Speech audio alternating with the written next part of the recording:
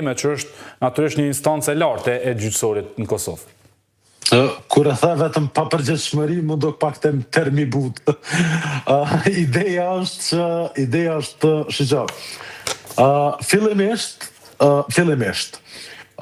çështja e lajmërimit të pensionistëve, detyrimisht çdo 6 muaj, është shkelje e dinjitetit të pensionistëve, dhe kjo është konstatuar edhe nga ana e institucionit të avokatit të popullit. Gjykata Supreme e Republikës së Kosovës, çfarë ka thënë që të jemi shumë të qartë?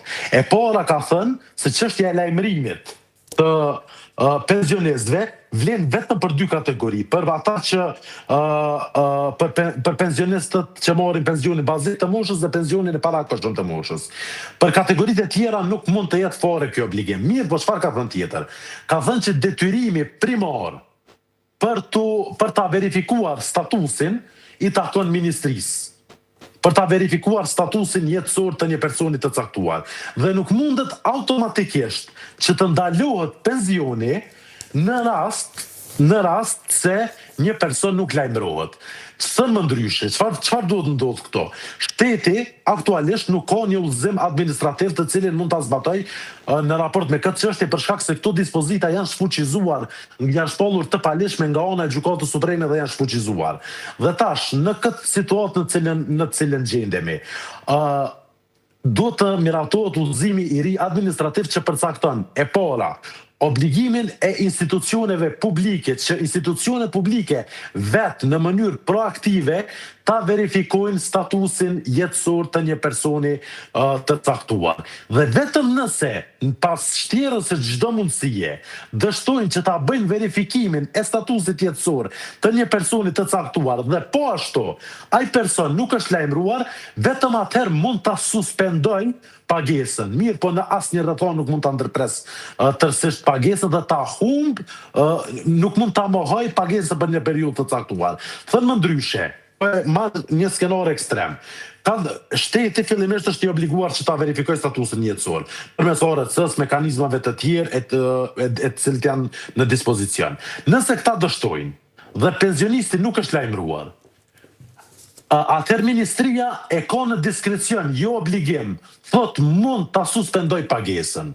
Nëse suspendon pagesën dhe në ndërkohë pensionisti lajmërohet, nuk mund vlejnë dispozitat të tjera, nuk mund vlejnë kufizimit të tjera, mirë, po duhet paguar pensionet në mënyrë retroaktive për gjithë periudhën për çfarë nuk ka ndodhur.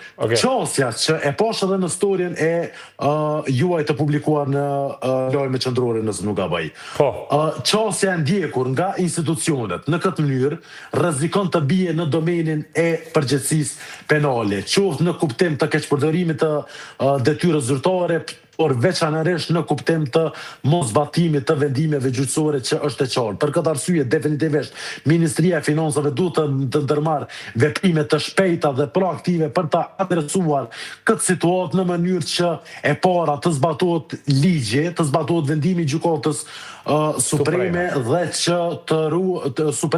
që të ruhet dinjiteti i pensionistëve, i cili dinjitet është duke u tenuar tash disa vite duke u ndjekur ky udhëzim administrativ. Faleminderit shumë për qartësim për këtë çështje, edhe një çështje të fundit besoj mund ta kesh përcjellur në koavizion që zvends kryeprokurori i prokurisë speciale zoti Valdet Gashi ka qenë në një intervistë sot dhe i pyetur për faktin që kryeministri në detyrë Albin Kurti nuk është paraqitur para prokurisë speciale i ftuar për rastin e dyshuar për rezervat shtetërore, ai ka thënë që është precedent i rrezikshëm nëse Kurti intervistohet në qeveri, një kërkesë kjo që kishte bërë më herët kryeministri në detyrë, pra që të intervistohej brenda objektit qeveritar dhe jo të paraqitej në prokurorinë speciale. Si e shihni këtë?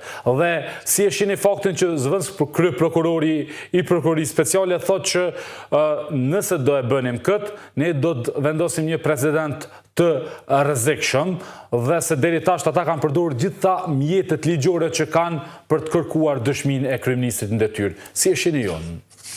E para është, e kemi thënë disa herë, është përkeqardhje që të diskutojmë për atë se kryeministri nuk i përgjigjet ftesës për të dëshmuar si dëshmitar në një rast të caktuar. Ai do duhej ta kishte një qasje të kundërt me këtë, do duhet të ishte proaktiv në bashkëpunimin me institucionet shtetërore dhe jo sabotues në këtë formë se siç është. E para.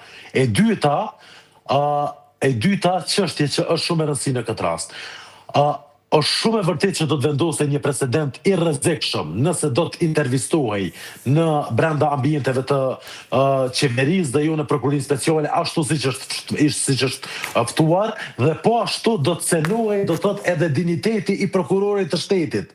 Në asnjë rrethon nuk mund do të thotë kryeministri, asnjë person, as dëshmitar, as i akuzuar, as kryeministër, as ministër, as askush tjetër që ti përcaktoj rregullat e intervistimit. Rregullat e intervistimit i përcakton prokurori i shtetit dhe që fatmirësisht, pa marrë parasysh se si ka shkuar ky rast, është fatmirësi që prokurori i shtetit e ka ruajtur dinjitetin e vet, e ka ruajtur pavarësinë e vet funksionale dhe i ka ndërmarrë veprimet procedurale dhe nuk ka pranuar që t'i nështrohet kërkesave politike të parësyshme, jo objektive që të intervistohet në zyrët e qeverisë ashtu siç ka kërkuar. Por a janë gjitha mjetet ligjore këtu, zoti Shala, që i ka në dispozicion prokuroria speciale, apo thjesht do të mbesë rastit, do të shkoj, është duke u hetuar, ka tashmë akt akuzë në fakt, dhe do të gjykohet pa marrë dëshminë e kryeministit në detyrë? Çfarë shkakton kjo për rastin?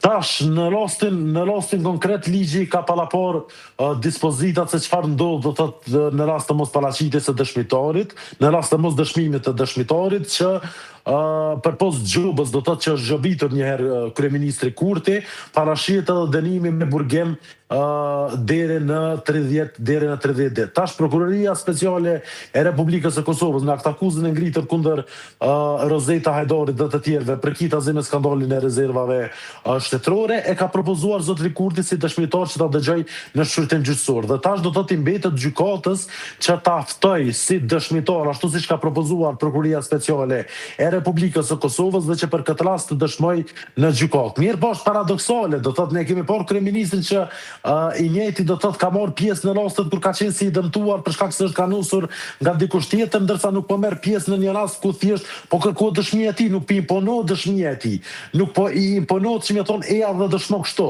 Thjesht po i thuhet eja dhe dëshmo për një rast që ka ndodhur brenda qeverisë së Republikës së Kosovës.